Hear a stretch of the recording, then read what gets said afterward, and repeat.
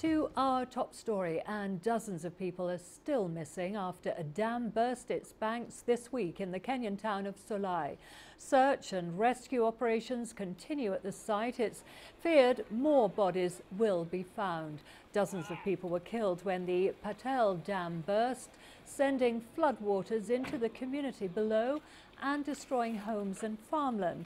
Thousands of people are displaced. Authorities are investigating the tragedy and will be prosecuting the dam's owner. They are hereby put on notice of our intention to immediately implement all enforcement mechanisms provided by the law. As we speak now, the interministerial team and the investigative agencies are on the ground. And as a ministry, NWARMA is under clear instructions to cooperate with the investigative agencies so that we know they are able to get to the root of the cause of this problem. Well, let's get you more now on that story. I'm joined live from Solai by CGTN's Panina Karibe. Panina, dozens of people are still missing. What's the latest on the search and recovery effort there? Well, Karen, like you mentioned, search and recovery efforts are ongoing. We are smack in the middle of the village that was affected by that dam burst, and those efforts kicked off this morning at 10 a.m. local time. They're being spearheaded by the National Youth Service, but I can tell you, Karen, it is really a very challenging task, and I'll tell you why. Just to put it into context for you, if you look behind me, I'm standing right at what used to be a farm, a kitchen garden, really, I should call it. And I'm told there used to be vegetables here. There was maize, there was beans. But if you look at it now, it's completely been transformed. We've got furrows and water still flowing from up the hills coming down. We understand from the other remaining dams that are being emptied. And as you can see, Karen, from these pictures currently on the screen, there's a lot of debris. There wasn't any house at this particular site where we are.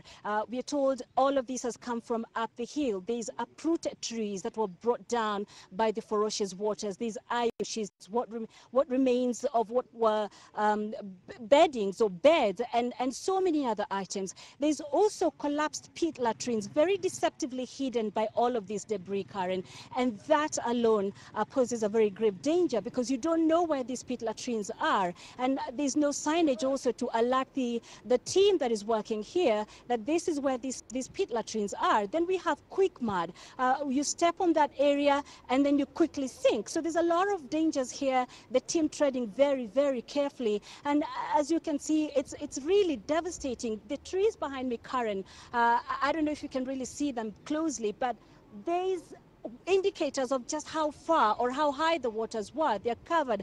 Most of the lower branches covered in mud. So the force was just too much, and it brought everything down with it. So they don't have proper equipment from what we've seen. They don't have sniffer dogs to at least sniff around and tell them where there could be potential bodies. They don't have equipment that can help them excavate, even if they were to know where those bodies are.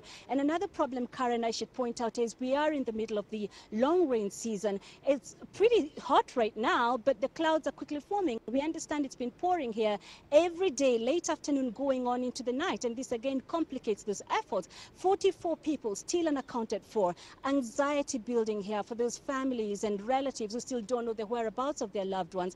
They've gone to mortuaries, they can find them, but still some hope that as the days go by, the teams will be able to retrieve the bodies that haven't yet been recovered, Karen. Treacherous conditions there, obviously, for search and recovery. Well, water authorities say the dam was built illegally. What more can you tell us about that? Well, that is what we're getting from authorities. You had the Cabinet Secretary of Water there talking about it, as well as the residents here saying the same thing. We've spoken to several of them this morning, and they were saying they had raised the alarm several times to the owners of the farm about those dams. And it's not just that one dam, Karen.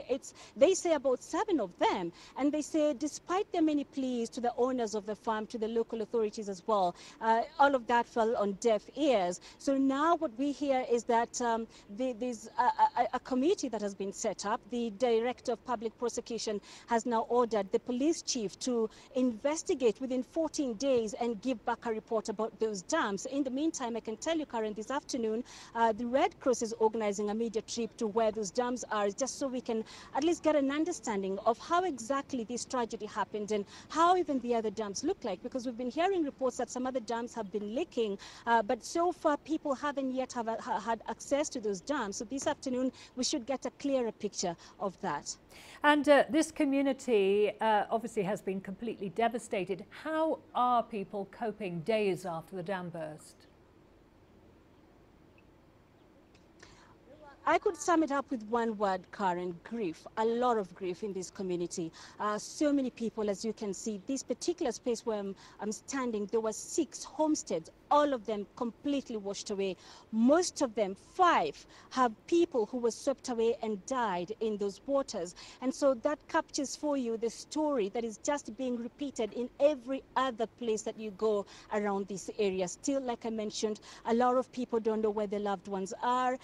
We went to a local secondary school, which is housing those who've been displaced by this tragedy, and they're getting donations. We spoke to some of them, just trying to understand how they're collecting themselves in these few days after that tragedy. And most of them are telling us they haven't yet started to even think about moving on. Right now, most of them still have the people in the mortuary. Others haven't yet been able to identify their loved ones. They were being taken to the mortuary later in the morning today. And those of us who, or rather those who spoke to us, told us even if they didn't lose their loved ones, but they still can't comprehend how it is they survived, and the tragedy that has affected the entire community. How do you even start to collect the pieces of your neighbor? That is what they were saying. And so right now what they're doing is getting donations from well-wishers all over the country.